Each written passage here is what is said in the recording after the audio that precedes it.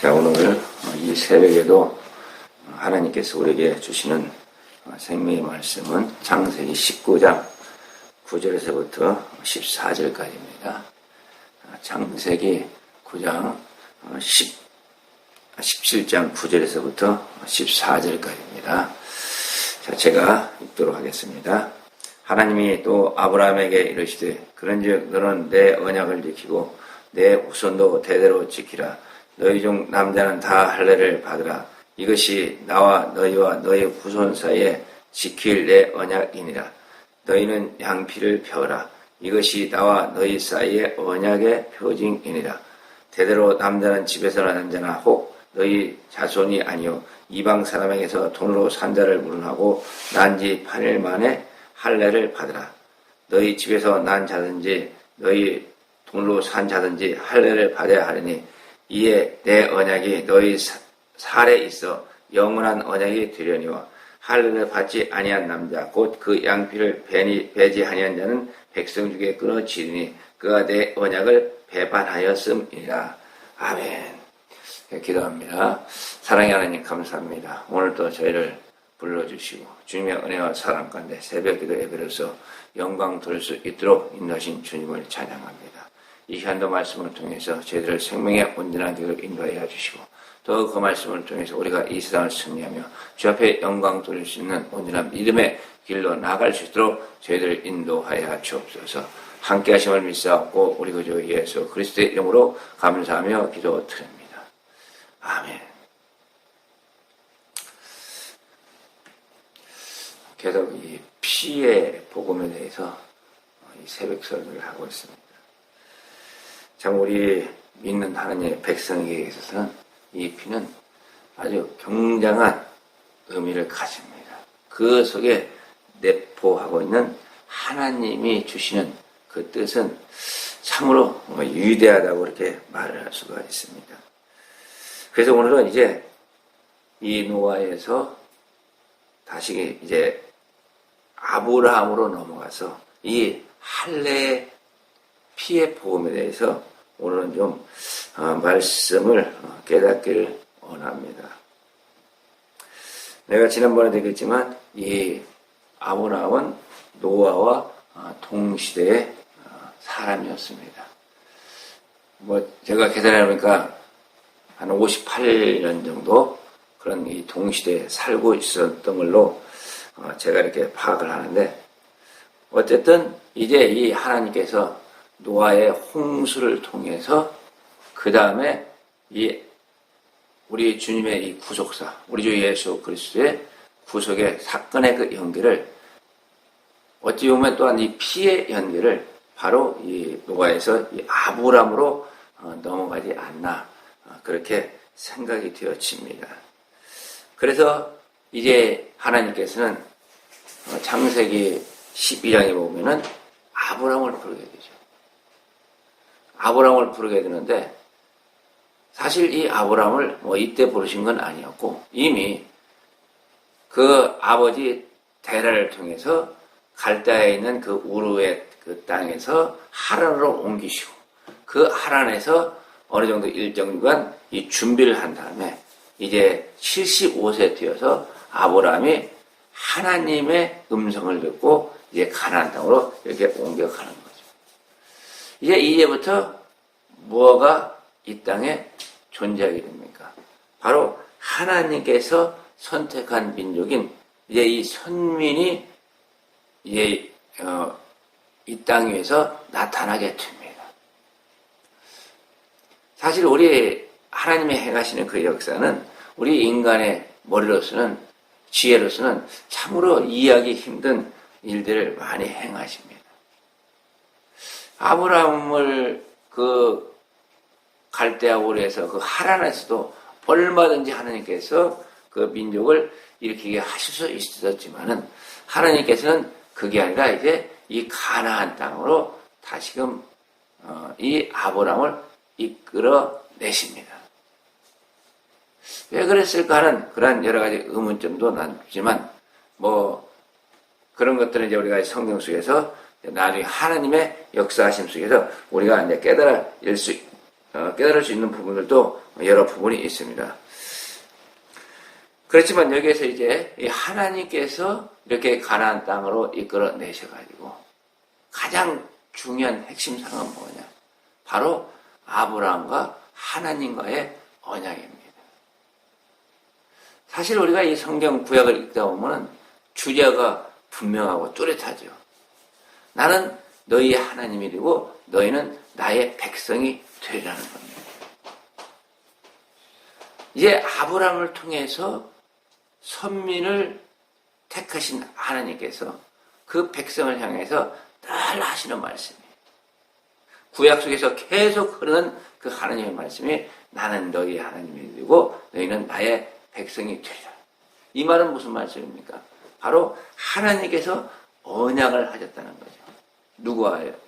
바로 사람, 즉 선민인 그 이스라엘 백성. 그 중에 대표적인 바로 이 아브라함과 이 언약을 했다는 겁니다. 그 언약이 무슨 언약이냐? 바로 우리가 오늘 본문에서 보게 되면 피의 언약입니다.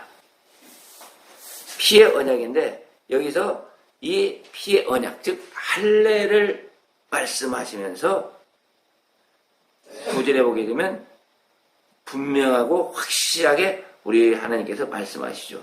그런즉 너는 내 언약을 지키고 내 후손도 대대로 지키라 하시면서 10절에 너희 중 남자는 다 할례를 받으라. 이것이 나와 너희와 너희 후손 사이에 지킬 내 언약이니라.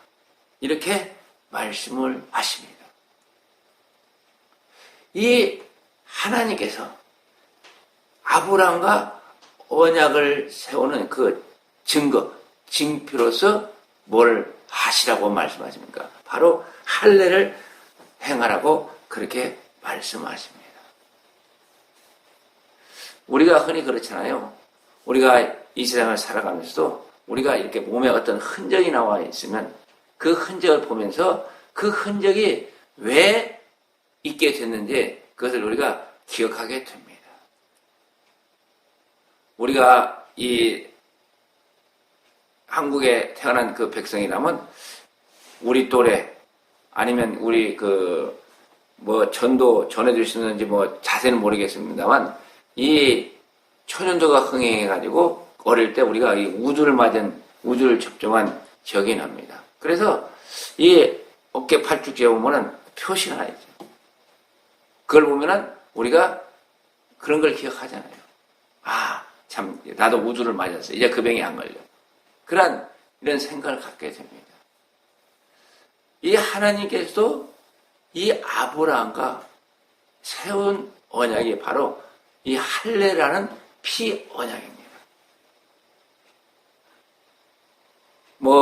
저는 할례를 안 해봤습니다만은 이 할례라는 건 굉장히 아프고 고통이 따르고 또 피를 흘려야 되는 거잖아요.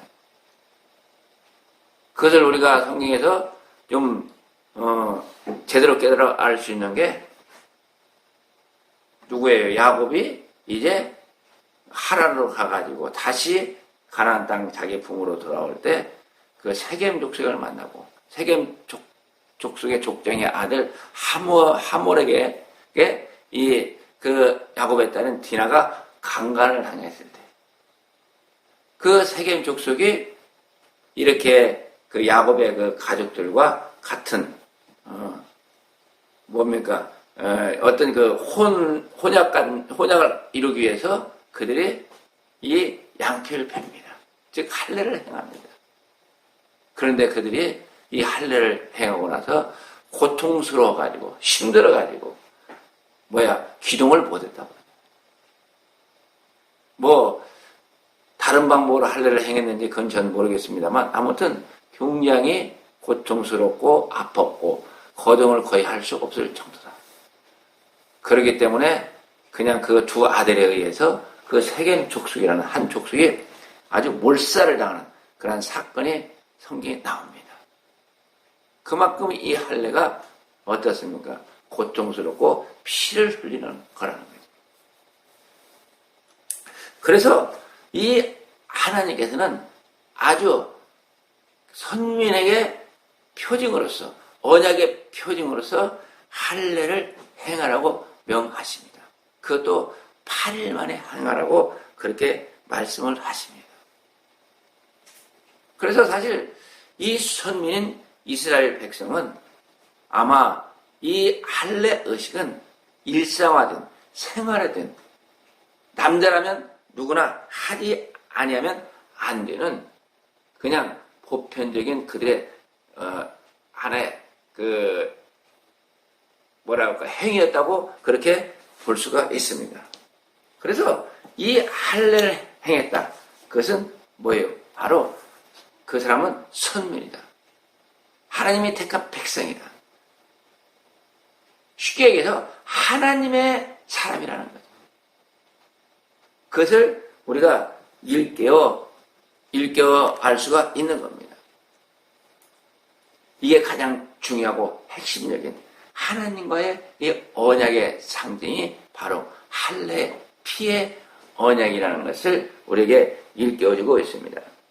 그래서 이 할례를 우리가 좀 더 이렇게 한번 왜 이 할례를 행했을까 하는 내용들을 제가 이렇게 한번 정리를 해봤습니다. 그래서 첫 번째는 이 언약의 상징이 할례였고, 두 번째는 이게 뭘 얘기하느냐.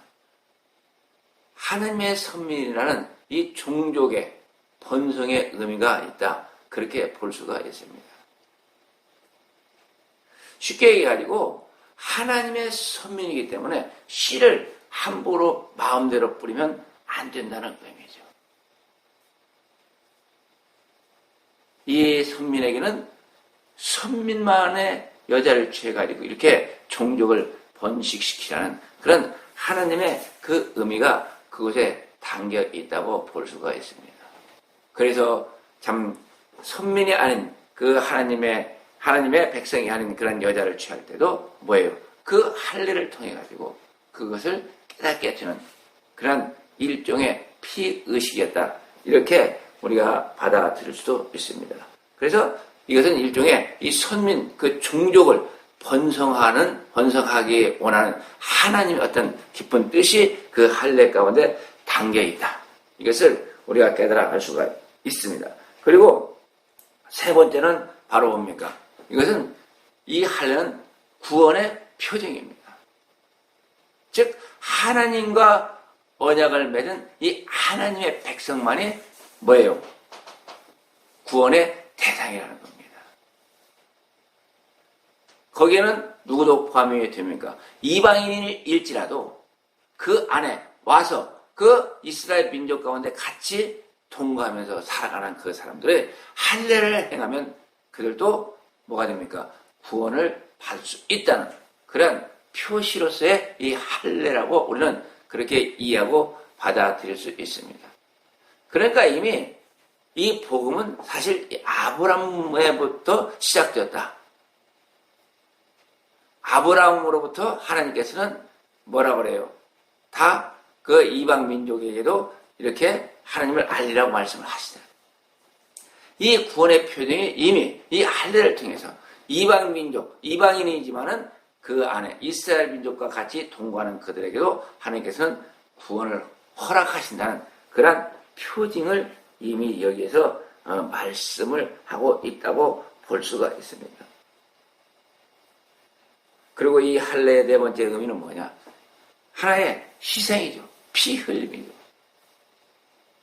내 자신의 피를 하나님께 드리는 겁니다. 사실 남자에게 있어서 그 양피를 뺀다는 것은 무엇과 같습니까? 사실 남자에게서 일종의 어느 생명과 같은 겁니다. 그 남자로서의 그 생명의 표징인 그 표피를 잘라내는 것, 피를 흘린다는 것은 내가 주님께 나의 모든 것을 드리겠다는 그런 희생의 표시이기도 한 겁니다. 사실 그 당시만 하더라도 여자에는 숫자도 들지 않습니다.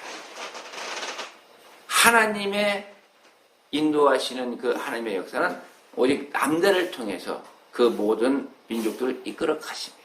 그래서 사실 이 남자는 가족의 상징이라 주님과의 언약의 대상이기도 합니다.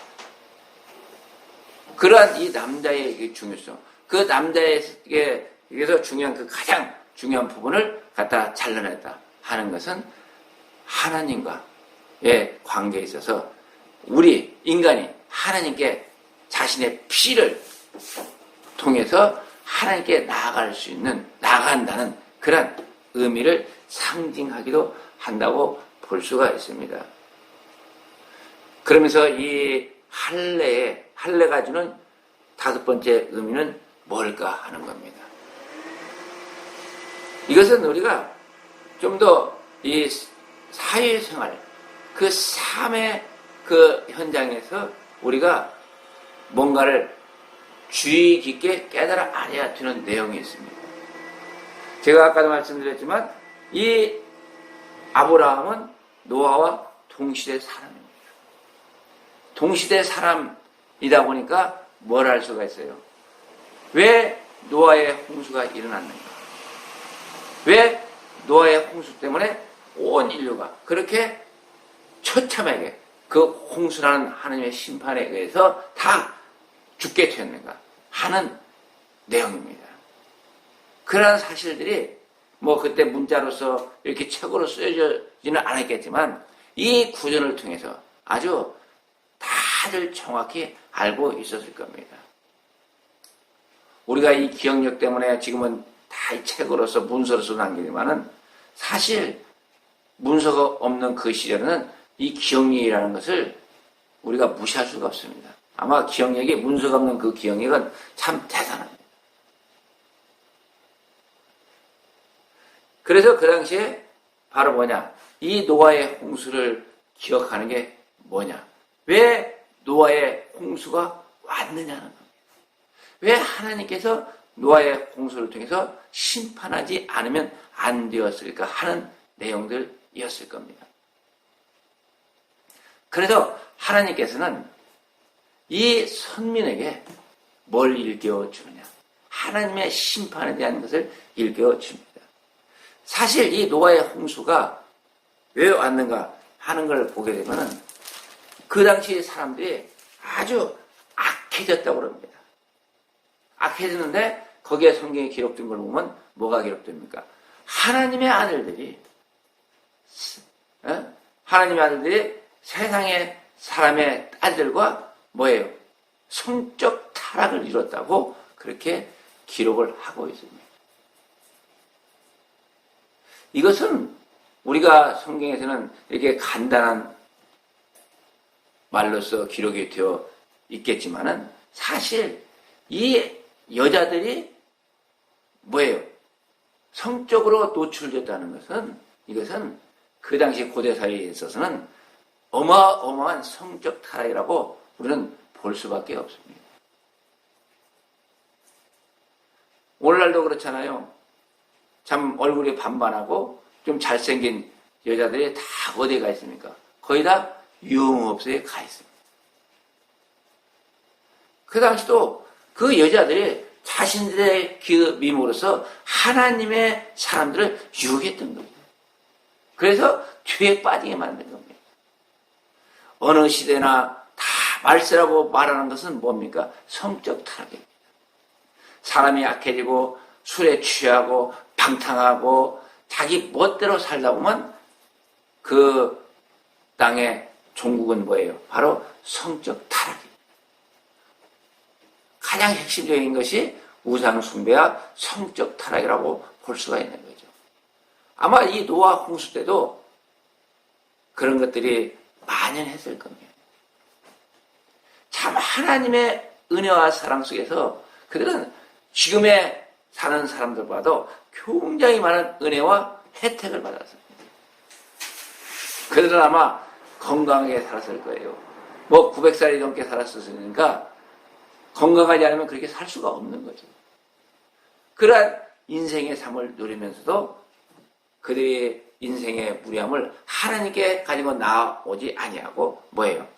사람을 상대로, 여자를 상대로 해서 이 성적 타락의 길을 걸어갔기 때문에 하나님께서는 이 노아를 통해서 홍수를 내리시고 바로 심판을 하시게 되는 거죠. 그래서 이것은 이 할례를 행했다는 것은 하나님께서 이 성적 타락의 경고에 대한 그 의미도 여기에 담겨 있다. 그렇게 볼 수가 있습니다. 그리고 여섯 번째 또 뭘 볼 수가 있느냐. 이것은 이제 너는 나의 백성이다. 나는 너희의 하나님이고 너희는 나의 백성이 되리라 하는 이 하나님의 소유임을 이렇게 상징하는 것이다. 그래서 이 할례를 행한 자신의 그 상태를 볼 때마다 그 남자들은 뭘 느끼게 됩니까? 아, 나는 내 것이 아니구나. 나는 하나님께 속한 자가 되었구나. 이 몸의 흔적을 보면서 아마 그걸 아주 절실하게 깨닫게 되었을 겁니다. 그래서 이 할례라는 것은 그냥 주어진 것이 아니고 뭐겠습니까? 바로 하나님께서 이 이스라엘 백성에게 너희는 나의 택한 백성이고 나의 소유다 하는 것을 그렇게 일깨워주고 있다고 볼 수가 있습니다. 이것은 이 할례라는 것은 결국은 뭘 상징합니까? 할례를 받은 백성은 구원의 표징이잖아요. 즉 하나님의 백성이 하나님의 소유라는 겁니다. 그것은 오늘날 우리의 이 세례와 맥을 같이 하고 있다. 이제 우리가 지금은 예수 그리스도를 믿는 하나님의 백성으로서 그 언약의 표징이 우리 몸의 신체에 나타나지 않지만 우리가 뭘로써 하나님의 소유 백성이라는 것을 우리가 깨닫게 됩니까? 바로 이 세례라는 것을 우리는 깨닫게 됩니다. 그래서 이 할례가 바로 지금 오늘 하나님을 믿는 그리스도 안에 있는 하나님의 백성은 바로 이 세례로서 그와 동일시하고 있다. 그렇게 볼 수가 있는 겁니다. 그래서 골로새서 2장 10절에 보게 되면 그렇게 말씀하고 있죠. 너희도 그 안에서 충만하여 있었으니 그는 모든 정사와 권세의 머리시라.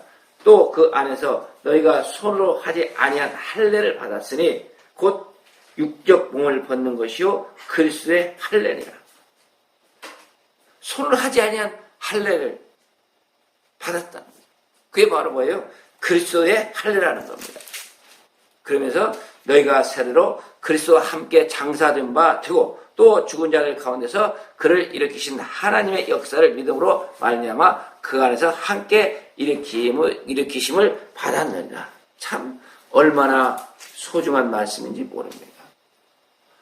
우리가 그 당시 이스라엘 민족처럼 선민이 되어서 할례를 받지는 않았지만 이제 우리가 예수 그리스도를 통해서 이 세례라는 그 당시에 그 할례 거기에 같은 의미의 이 세례를 받음으로 우리는 그리스도와 함께 죽고 다시금 살아나는 그러한 하나님의 은혜의 상징으로서 하나님의 구원을 받은 자로서 하나님의 소유가 되었다는 그러한 증거를 우리에게 주셨다는 사실입니다.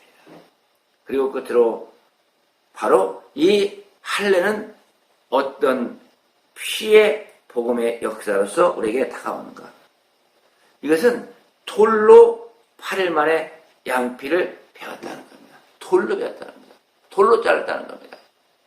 뭐 당시에 이 양피를 자를 수 있는 도구가 돌밖에 없었겠습니까?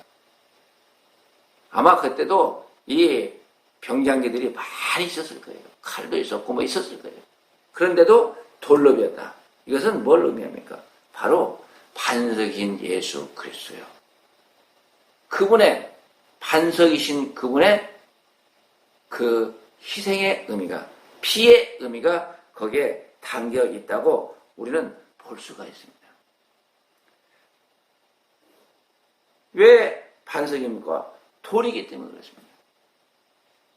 돌을 뭐 그냥 돌 가지고 아마 제가 볼 때는 하지 않았을 거예요.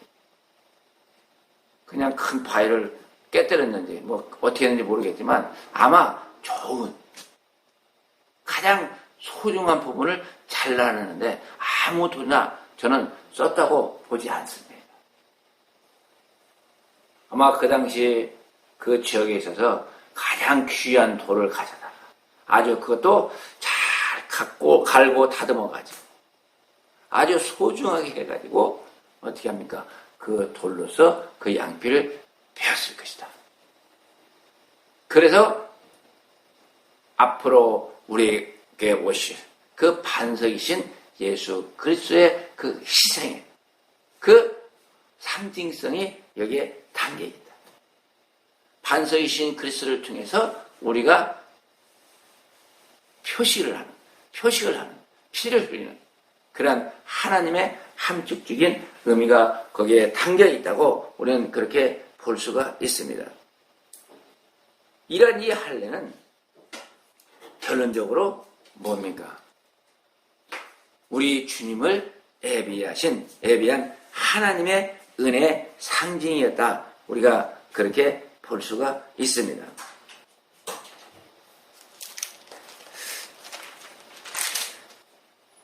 그래서 우리가 이제 이 할례라는 것은 그 당시 할례는 어떻게 되는 겁니까? 우리가 이제 예수 안에 들어왔을 때 예수 안에서 아까도 말씀드렸지만 이제 이 세례를 통해서 할례자나 무할례자나 다 같이 하나님의 선민이 되는 겁니다. 구원 백성이 되는 겁니다. 하나님의 소유가 되어지는 겁니다. 초대교회 때에도 이 논쟁이 있었죠. 할례를 받아야 된다. 받지 않아도 된다는 겁니다. 이 할례를 하나님께서 이 선민이신 이스라엘 백성에게 주신 거지만 이제는 우리가 이 그리스도를 통해서 무할례자일지라도 우리는 하나님의 소유가 되었다는 것을 아주 정확하게 로마서 2장 25절에서 우리 사도 바울 선생님께서 우리에게 일깨워 주십니다. 로마서 2장 25절에서 보면 뭐라고 합니까? 내가 율법을 행한 즉 할례가 유익하나 만일 율법을 범한 즉 내 할례가 무할례가 되었느니라. 그런즉 무할례자가 율법의 제도를 지키면 그 무할례를 할례와 같이 여길 것이 아니냐. 또한 본래 무할례자가 율법을 온전히 지키면 의문과 할례를 가지고 율법을 범하는 너를 판단치 아니하겠느냐. 대저 표면적 유대인이 아니요 표면적 육신의 할례가 아니라 오직 이면적 유대인이며 할례는 마음에 할지니 신령에 있고 의문에 있지 아니한 것이라. 아멘. 이렇게 이제 할례는 우리에게 있어서 이 피의 할례 그 복음의 그 상징은 바로 이제 우리가 무할례자가 되었지만 이제 그리스도와 함께 주님이 이미 다 피를 다 흘리셨잖아요. 우리가 할례를 받지 아니해도 되는 이유는 우리 주님의 흘리신 그 피에 의해서 우리가 이미 할례를 받은 자가 되어지고 이제는 우리가 이 세례를 통해서 다시금 새롭게 태어난 하나님의 소유된 백성으로서 우리가 주님 안에 들어가기 때문에 지금 우리가 할례가 필요가 없다고 우리는 그렇게 받아들일 수가 있는 겁니다.